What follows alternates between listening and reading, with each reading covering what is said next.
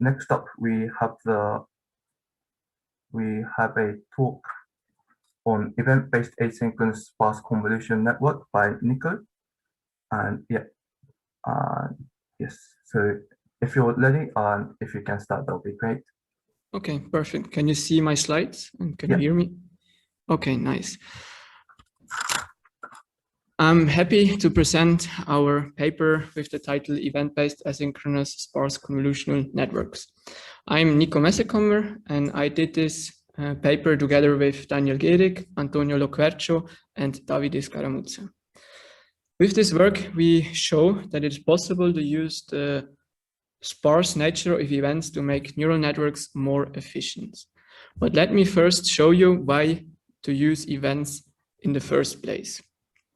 So, as Professor Scaramuzza already has shown you, event cameras possess several amazing properties, such as high dynamic range, low power consumptions, and high temporal resolution.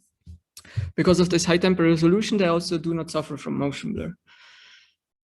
Event cameras also discard redundant visual information because they only output a signal if the intensity at a pixel exceeds a given threshold. So that means they only capture the motion in the scene. Because of these benefits, events are used in several tasks, such as flow estimation, depth prediction, or for frame reconstruction, as shown here on the bottom for typical HDR scenes of a tunnel exit. Moreover, the high temporal resolution can also be used, for example, to track the camera post in a fast rotational motion, or to capture a high-speed video, which is capable of capturing the destruction of a gnome hit by a bullet, which was fired by a rifle. Event data is intrinsically sparse and asynchronous due to the working principle of event cameras. This is nicely visualized here on the bottom left in this time-space volume. You can see here in this volume that this is quite a sparse volume.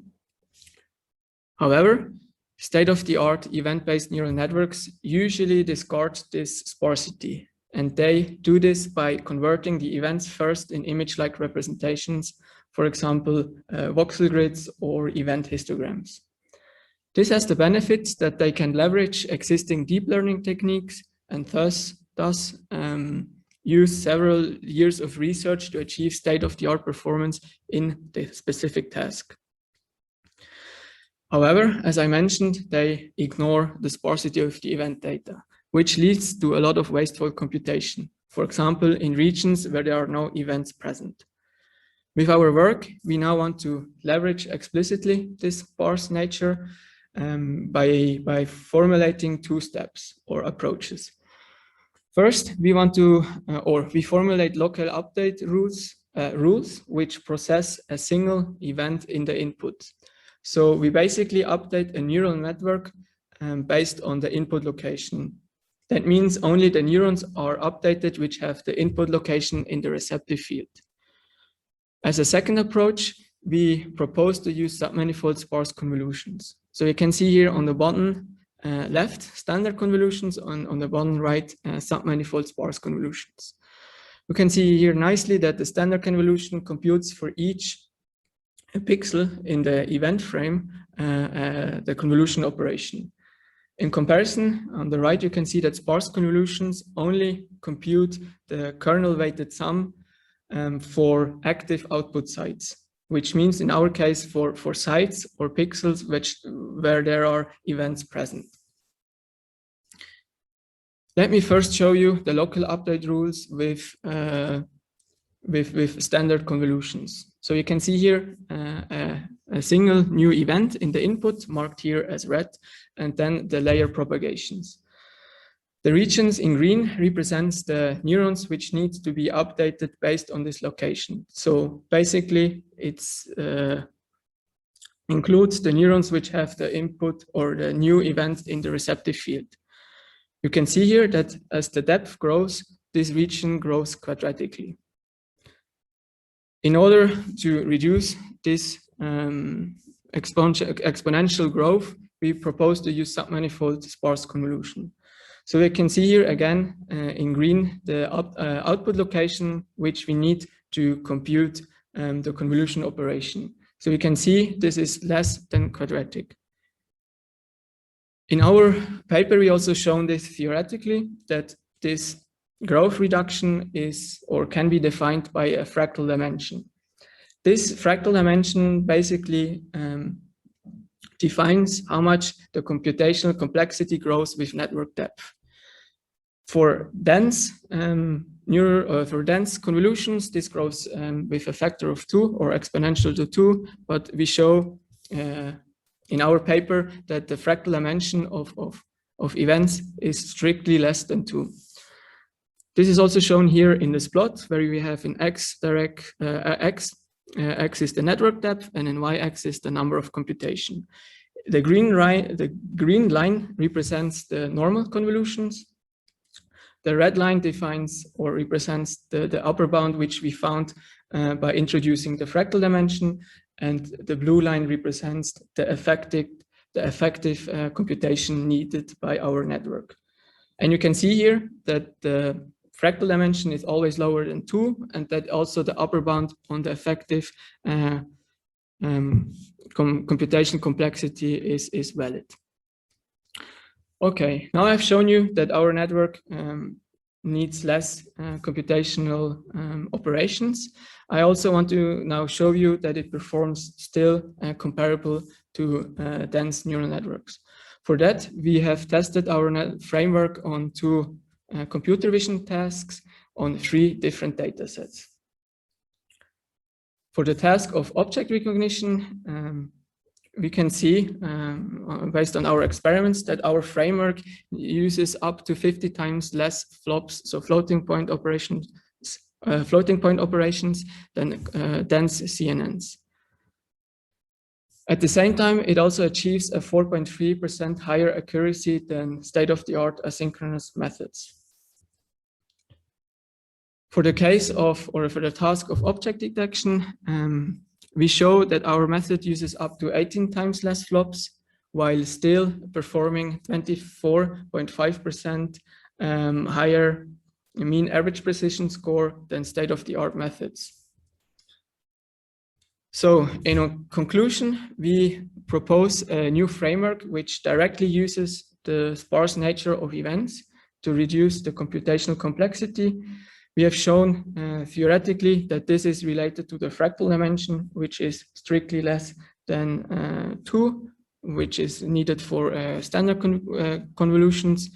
And finally, with our experiments, we show that we achieve a complexity reduction up to 20 times and also achieve a similar performance as dense neural networks, and at the same time outperforming state-of-the-art asynchronous methods. We made our code public, so if you're interested, please go check it out on GitHub on the link displayed here. Thank you, Nico, for the great presentation. And we would like to open the floor for questions. And I guess I'll start. So to use the submanifold convolution, do you need to modify the training process, or do you apply some changes to the actual convolution which is already trained? Mm-hmm. So for the training process, we can use dense learning methods. The one thing is that we need to train a sparse convolution network, so the submanifold sparse convolution. But the training does not have to be asynchronous, so it can be done like normally. So you still need to train a sparse convolution, but you can just use a general framework to do so. Yeah, exactly. So we can train it dense and then apply it asynchronously, basically. I see. Thank you. Another question is, so I think the computation, you showed that it's computationally more efficient to use the submanifold convolution. However, is this easy to parallelize? Or is it, do you need to do it? So can you easily parallelize this kind of operation on GPU, for example? Mm-hmm, mm-hmm. So it is not easy to parallelize The main reason because of this is that we need to access the memory dynamically, so we don't have a dense memory block stored, right? So what we can do densely is, in the end, effective multiplication. So like from one layer to another, like multiplying by the weights, we can do this densely. I see. But the memory readout, for example, is not, yeah. I see. So you need some, so do you have any, do you imagine are there some existing hardware which you might be able to implement this efficiently on? Or do you reckon there's not any yet? Yeah, this is what we currently look into it. So we try to find some suitable hardware which can especially support this like random memory lookup. So basically this is what currently is the bottleneck, but we have not found now the right hardware yet. I see.